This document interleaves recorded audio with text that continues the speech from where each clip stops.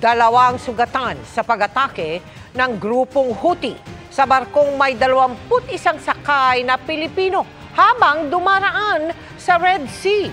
Dalawang iba pa nawawala, nakatutok. Si JP Soriano.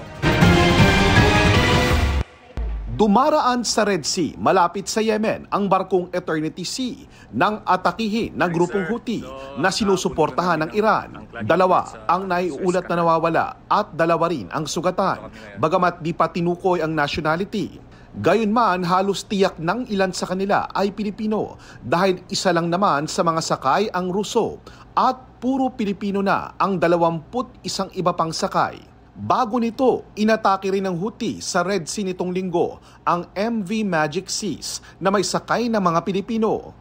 Ligtas silang lahat ayon sa Department of Migrant Workers o DMW.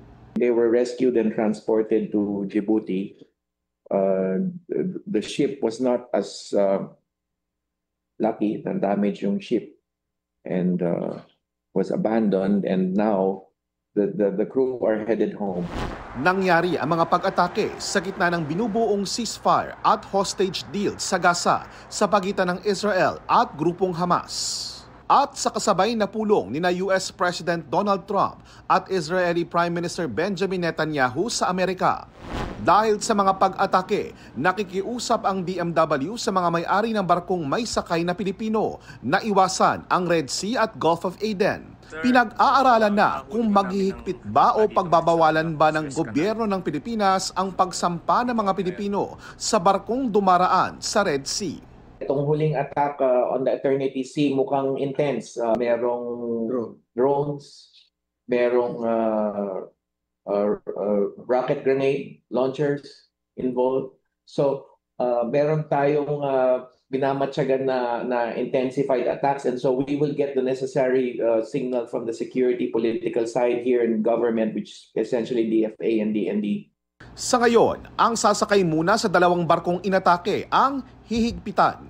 Both principals in the MV Magic Seas and the MV Eternity Sea